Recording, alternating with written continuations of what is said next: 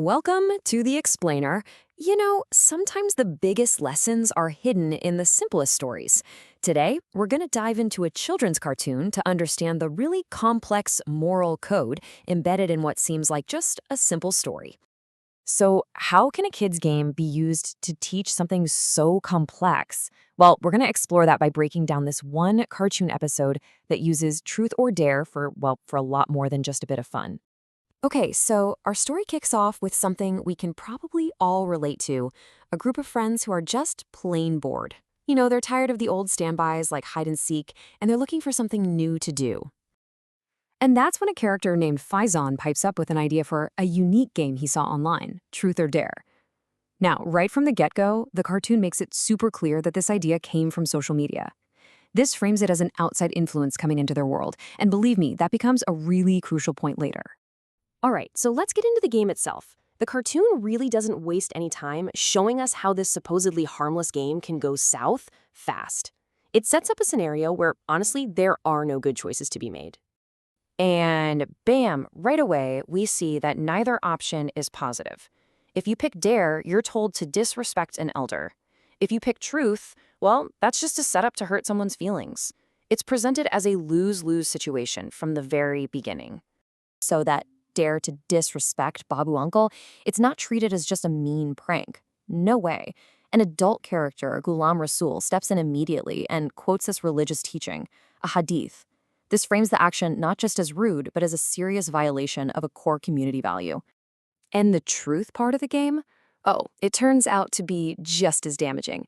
It becomes a platform for public humiliation, for bullying. Noman's so-called truth isn't about honest communication. It's just a list of insults designed to make Balbu feel terrible in front of all his friends. And this is where the cartoon really raises the stakes. The consequences go beyond hurt feelings and social drama and into real physical danger. The fun stops completely when Faizan gets stuck up in a tree and the adults have to rush in for a rescue. So after Faizan is safely down from the tree, that adult character, Ghulam Rasul, doesn't just scold the kids. He actually sits them down and breaks down exactly why this particular game is being framed as fundamentally morally wrong. And this is where the lesson gets a lot deeper. It's not just about the specific actions, the insult, the dangerous climb.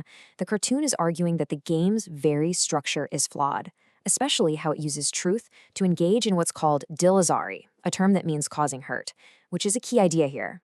And this really gets to the core of it. The game isn't just called misguided fun. It's explicitly labeled a sinful game.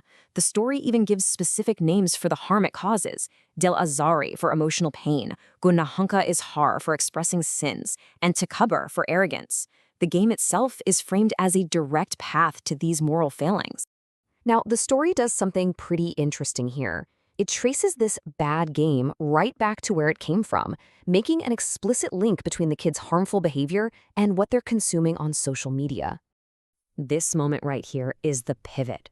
When Faizan confesses, "I saw this game on social media," it's not just an excuse. The cartoon uses it as a launchpad for a much bigger critique of technology and unsupervised screen time. So you see, the problem is no longer just the game itself. It's the platform that the cartoon says is a source for these negative influences. The lesson widens to a warning about wasting time, being exposed to immoral content, and even the physical risks of too much screen time. And that brings us to the final, ultimate lesson. This one goes way beyond the game and focuses on a much bigger philosophical idea, the value of our time and our accountability for it. To really anchor this powerful lesson, the cartoon brings in another religious teaching. It says that on the day of judgment, every single person is going to be held accountable and will have to answer 5 specific questions about their life.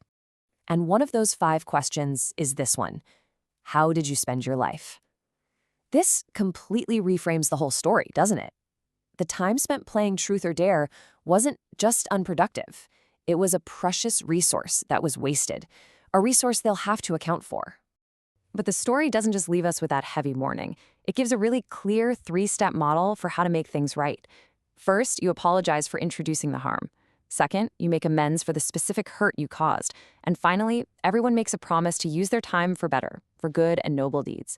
It's a very clear path to reconciliation. So, in the end, this simple cartoon is a pretty powerful example of how children's media can weave really deep seated cultural and moral values into a story. And it leaves us with a big question to think about. What unwritten rules and subtle lessons are hidden in the media we and our families are watching every single day?